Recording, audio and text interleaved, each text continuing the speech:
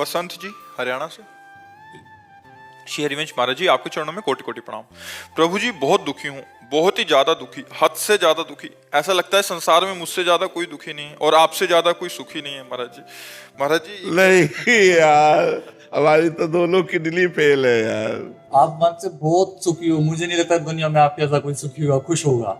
आखिर ये बात तो मानते हैं इसलिए मानते हैं कि हमारा मन एक ही रास्ता पकड़े हुए है, श्री जी के चरणों की तरफ, और उनकी कृपा से बस उन्हीं की तरफ बढ़ता रहे। और वो है आनंद स्वरूप, वो है परमानंद स्वरूप, वो है प्रेमानंद स्वरूप। तो वही आनंद अंदर स्फुरित होता रहता है। जब हम संसार का आश्रय लेते हैं तो दुख ही दुख है। इसका नाम क्या है शास्त्र में जानते हो? दुखालयम।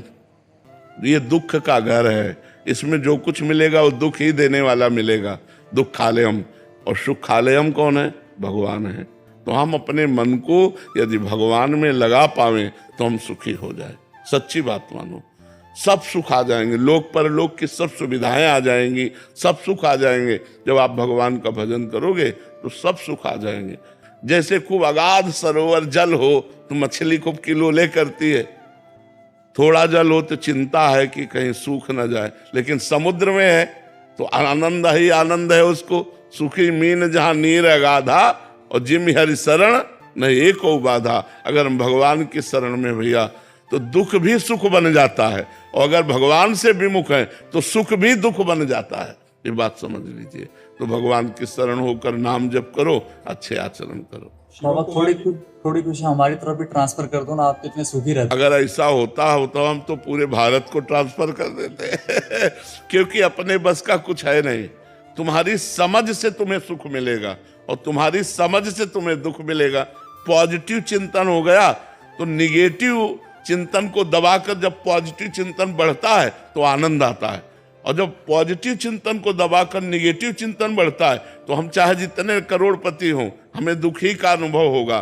तो ये पॉजिटिव चिंतन जो है ये भगवान के भजन से आता है। शास्त्र स्वाध्याय, भगवान का भजन, परोपकार, तीर्थयाटन, दान पुण्य जब हम करते हैं तो हमारा हृदय पवित्र होता है, तो दुख में भी सुख ढूंढ लेता है। और जब हमारा निगेटिव विचार होता है तो सुख में भी दुख वो खोज लेता है। कहीं ऐसा ना हो जाए, कहीं ऐसा ना हो जाए, ये चिंतन वो चिंतन, बड़ा भयावह चिंतन, दुख, विषाद, शोक, चिंता, उद्वेग, ये सब अंदर आ जाता है।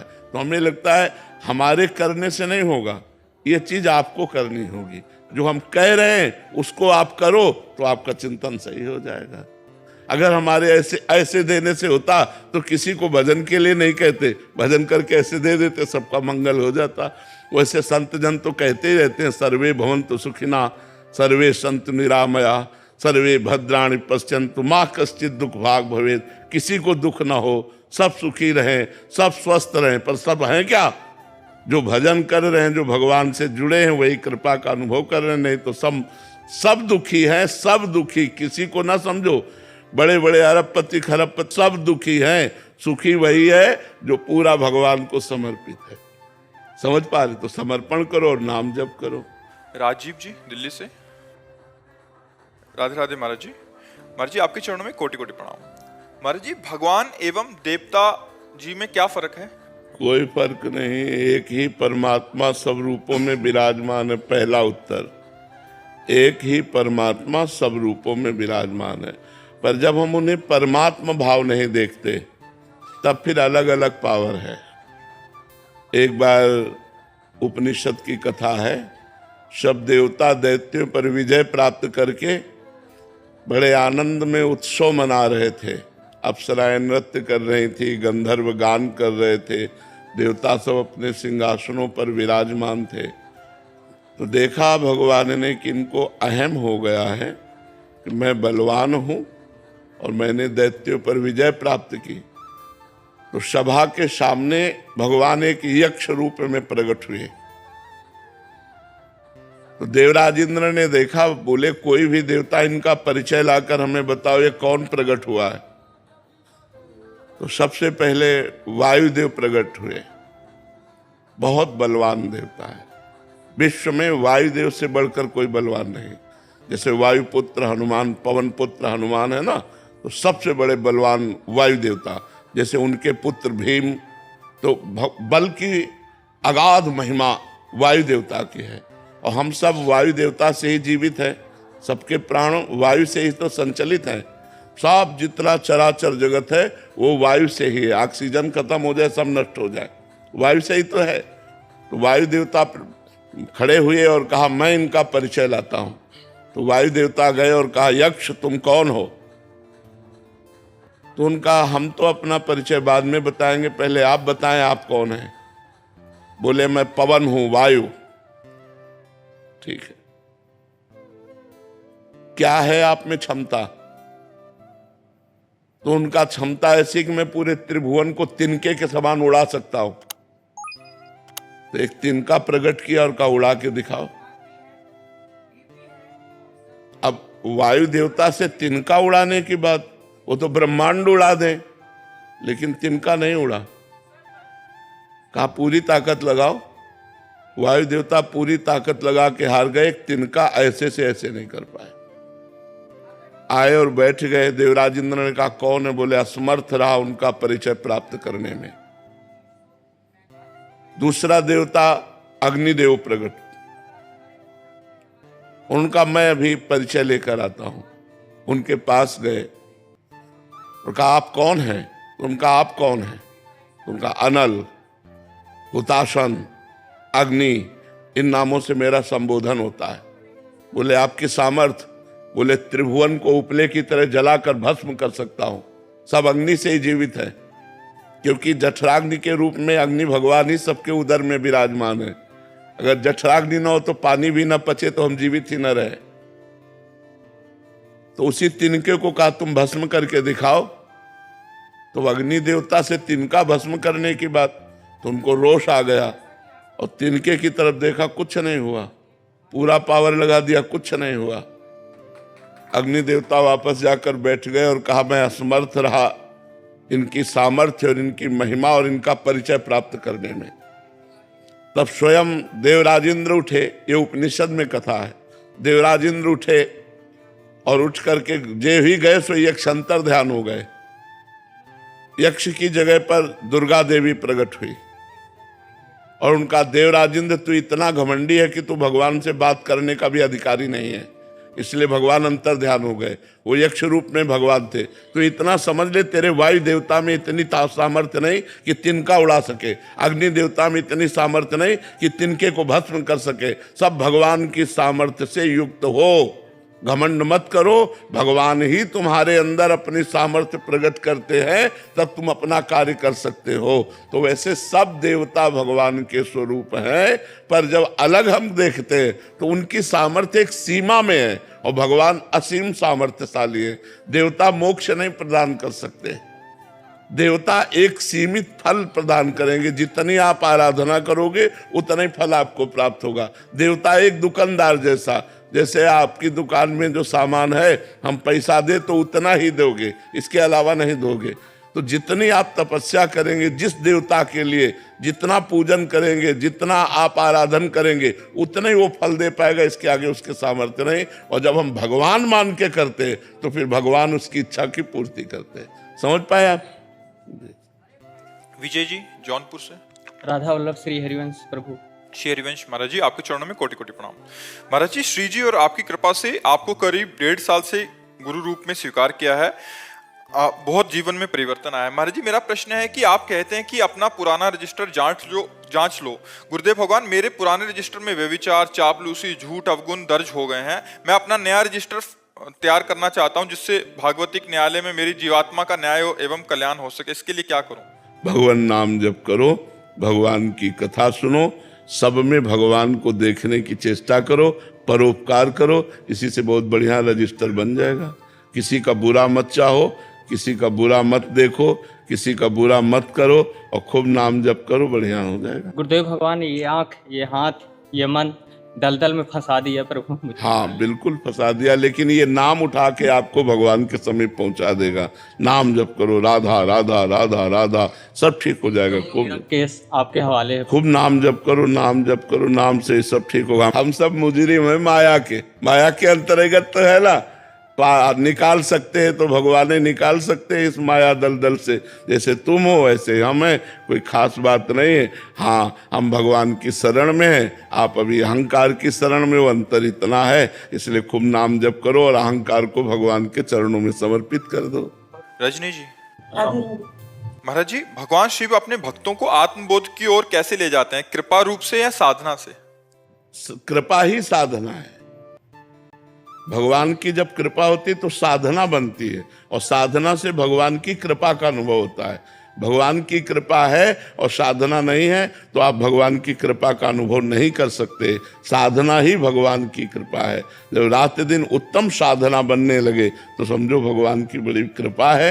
ये अहंकार से नहीं कि मैं साधना कर रहा हूँ, भगवान की कृपा से ही साधना होती है, और साधना से भगवान की कृपा का अनुभव होता है। और जिसको कृपा का अनुभव हो गया वही भगवत साक्षात्कार का अधिकारी बन जाता है। शिवम कुमार जी, राधे राधे महाराज जी।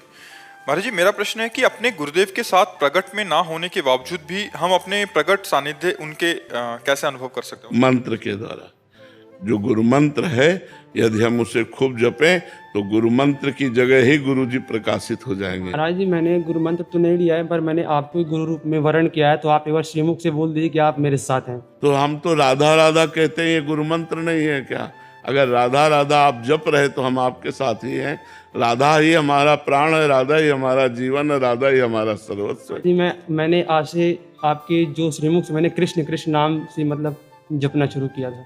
कृष्ण जपो, वही राधा है, वही कृष्ण है। कृष्ण कृष्ण जपो। साधना नाम हनुमान चालीसा के साथ भी जप सकते हैं, जप सकते हैं, भगवान नाम कहीं भी जप सकते हैं। कमलदीप जी, राधे राधे गुरु। राधे राधे महाराज जी। महाराज जी, मनुष्य अंदर से इतना बेचैन क्यों रहता है, सब कुछ होते हुए भी अशांत क्यों है? उसका क्योंकि वो आनंद का अंश है, उसे आनंद चाहिए। और इस दुखालयम अशाश्वतम, दुख प्रदान करने वाले नाशवान संसार में आनंद कहीं है नहीं। वो खोजता है प्रतिकूल शरीरों में, जैसे पुरुष शरीर तो स्त्री शरीर में, स्त्री शरीर तो पुरुष शरीर में, वस्तुओं में, धन में, मकान में, पद में, प्रतिष्ठा में।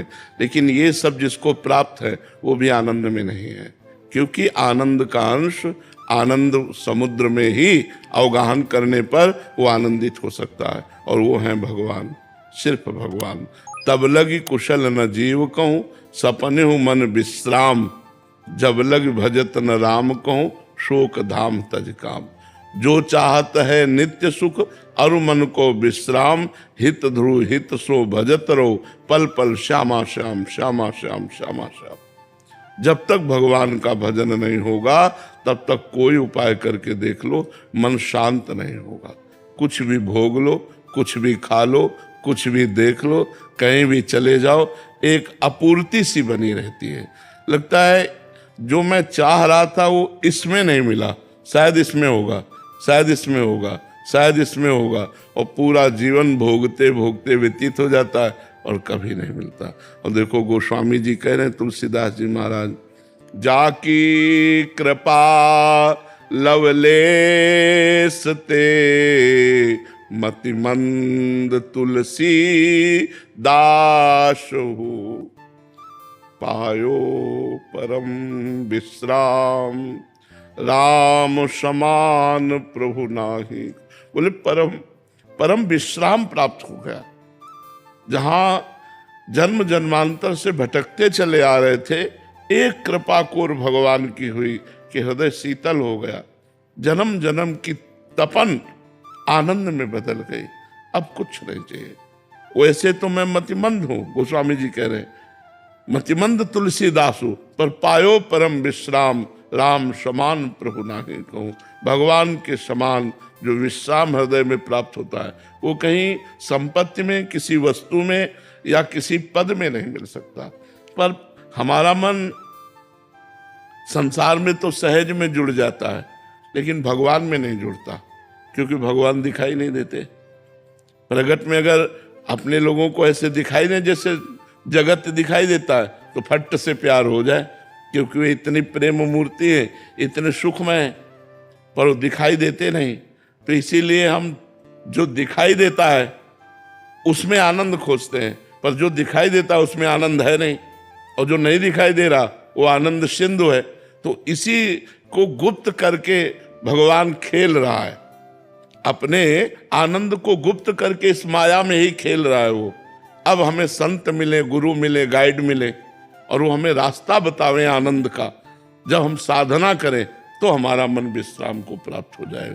रोम रोम आनंद से भर जाता है, रोम रोम आनंद से भर जाता है। हृदय में कोई चाह नहीं रह जाती। बस एकांत में बैठकर इस बात से रोना आता है कि आपने कृपा की और मुझे संसार से घसीट लिया। अगर आप कृपा न करते तो पूरा जीवन संसार में नष्ट हो जाता। प्रभु आप बड़े कृपाल हो जो मुझे संसार से हटाकर अपने में लगा लिया। पर जी आपने विश्राम की बात की, विश्राम मतलब किसी भी चीज की कामना ना रह जाना, ये विश्राम है? विश्राम का मतलब जैसे घड़ी कसे लाए चलो, दीवाल घड़ी कसे लाए चलो, सुई अपनी अपनी जगह ठप हो जाएगी कि नहीं?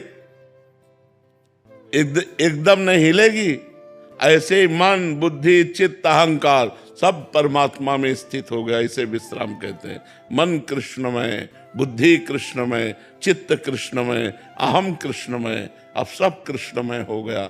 अब अंदर ही अंदर वो परमानंद की बाढ़ आ रही। बाहर से वो दिखाई देता है पुरुष स्वरूप, लेकिन वो परमात्मा स्वरूप हो चुका है। उसका सब कुछ परमात्मा में हो गया। कान भय प्राण में, प्राण भय कान में, ही में न जान परे कान है कि प्राण है। श्री कृष्णाकार वृत्ति हो जाती, रामाकार वृत्ति हो जाती, उसे विश्राम कहते हैं। राधिका जी वृंदावन से, श्री हरिवंश महाराज जी, क्या गुरुजनों और संत जनों की कुछ लीलाएं महाराज जी ऐसी होती हैं कि जो दिखता है वो नहीं होती, जो होता है वो दिखता नहीं? हाँ, तो महाराज जी ऐसी वो परम मंगल में कल्याणकारी हैं, बट साधक को कैसे चलना चाहिए महाराज जी उस पर? बहुत दुर्लभ है कि कोई साधक उनकी प्रतिकूल क्रिया में भी मंगल विधान देख ले। गुरु की प्रतिकूल क्रिया में मंगल विधान देख ले।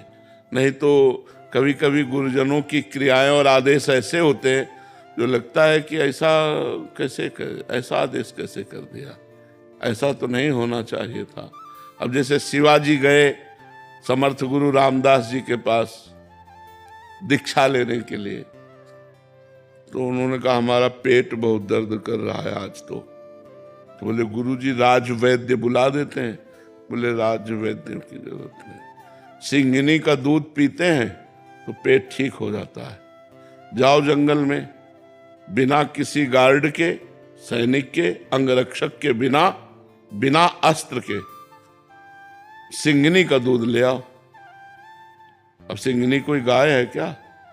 और सिंघनी का दूध स्वर्ण के पात्र में रुकता है। स्वर्ण का पात्र लो और सिंघनी का दूध लो। मतलब मरना है, सीधे मरना है। जंगल में खोजते रहे, देखा सिंह शावक उछल रहे, तो समझा यहां सिंघनी नजदीक। जो सिंघनी ने देखा दहाड़ मारी और शिवाजी के ऊपर, सोई बीच में समर्थ गुरु रामदास जी प्रकट हो गए, से रोक दिया। बोले बस यही देखता था कि तन मन प्राण तू समर्पित किए कि नहीं। अब ये ऐसे कौन से होंगे जो तन मन प्राण इस तरह समर्पित कर दे। एक दिन श्री रामानंदाचार्य जी महाराज अपने शिष्यों की मंडली के साथ विचरण कर रहे थे, तो एक जंगल में रुके, तो वहां कुआं था।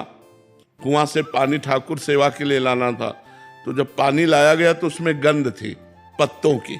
एक डाल ऐसे जा रही थी कुआं के ऊपर, उसमें पत्ते गिर रहे थे, पत्तों के कारण वो पानी में सड़न थी। तो उनका अगर ये डाल काट दी जाए तो पानी स्वच्छ और पीने योग्य हो जाएगा। सब शिष्यों से कहा डाल इतनी ही काटो जितनी कुएं के पास है। तो उनका महाराज अगर डाल में चढ़ के गए तो इधर बैठना पड़ेगा, और वो डाल के नीचे सीधे कुआं है, और उतनी ही अगर काटी गई तो काटने वाला कुएं में चला जाएगा। बोले हमसे इतना मतलब नहीं। बोले आप आदेश करो तो पेड़ के पास से डाल काट दे। तो उन्होंने कहा नहीं, डाल केवल इतनी ही काटनी जो कुएं के ऊपर है। मतलब मरना है, जो शिष्य काटेगा वो मरेगा, कुएं में सीधे जाएगा कुल्हाड़ सहित। एक खड़े हुए, प्रणाम किया, गए, चढ़ करके आए, और जिधर डाल थी उधर पकड़ करके काटा इधर से, क्योंकि इधर से ही काटते बनेगा। तो जे ही काटा सो मैं कुल्हाड़ सहित कुएं में चले गए। सब शिष्यों ने कहा गुरुजी वो तो मर जाएगा। बोले हमारा काम था कुएं से डाल हटानी, अब वो कट गई है, तुम डाल निकालो, लेकिन थोड़ी देर रुक जाओ। बोले गुरुजी थोड़ी देर रुक जाएंगे तो मर जाएगा। बोले नहीं, अब थोड़ी देर रुक जाओ। अब सब शांत बैठे। थोड़ी देर में नमो नमः जय हो की आवाज आने लगी, और देखा भगवान के पार्षद उन शिष्य को ऊपर छोड़ गए। वो गुरुजी के चरणों में प्रणाम किया। बोले कहो क्या हाल चाल है? बोले गुरुजी जे ही कुएं में गिरे ते भगवान राम जी के पार्षद आए और हमें साकेत धाम ले गए और वहां दर्शन कराया सिया राम जी के, और ये प्रसाद दिया है आपको। अब सब शिष्य लालायित हो गए। तो अब उनमें एक ही खड़ा हुआ था प्राण देने वाला। तो कई गुरु की ऐसी आज्ञाएं होती हैं जो हमारी समझ के परे होती है, पर उनमें भगवान का मंगल विधान होता है। पर हम अगर मान लें तो बात है। हमें गुरु में साक्षात भगवान बुद्धि रखनी है, और भगवान बुद्धि से हमारा परम कल्याण हो जाएगा। अगर भगवत बुद्धि रखे तो पार हो गए, पक्का पार हो गए। अनुराधा जी, श्री हरिवंश महाराज जी, गुरुदेव जैसे समय बीत रहा है, समाज में अशांति, गृह युद्ध जैसी स्थिति बनती जा रही है। देश विदेश में बढ़ते तनाव और अपराध को देखते हुए क्या एक ग्रस्त साधक को अपने परिवार की आत्मरक्षा के लिए प्रयास करना चाहिए? क्या उन्हें अपने बच्चों को आत्मरक्षा की शिक्षा देनी चाहिए? क्या साधक को इस ओर? क्या आत्मरक्षा भगवान के बिना आप कर सकते हैं? एक विचार करो, हमारा दिल ही फेल हो जाए एक सेकंड में को किसी कार्यवशात, तो हमारी सच्ची आत्मरक्षा भगवान से होगी। तो हमें चाहिए कि बच्चों को भी भगवान नाम जपना सिखाना चाहिए, भगवान की पूजा सिखानी चाहिए, गंदे आचरणों से बचना सिखाना चाहिए, संत और भगवंत की श्रद्धा उत्पन्न करनी चाहिए। अगर ऐसा हुआ तो आत्मरक्षा करने वाले बन जाएंगे, क्योंकि मुझे भगवान के सिवा और कोई आत्मरक्षा करने वाला नहीं। तो हमें लगता है कि आत्मरक्षा करने वाले भगवान ही हैं, दूसरा कोई नहीं है जो हमारी रक्षा कर सके। हमें ऐसा दिखाई देता है। आपको अगर कोई पॉइंट दिखाई देते हो तो बताओ। हमें तो सब पॉइंट रद्द नजर आते हैं। एक ही पॉइंट नजर आता है कि वो बचाना चाहे तो कहीं से भी बचा सकता है, और वो ना बचाना चाहे तो तुम कहीं भी मर सकते हो, कहीं भी फंस सकते हो, कहीं भी आपकी दुर्गति हो सकती है। भगवान भगवान, सिर्फ भगवान।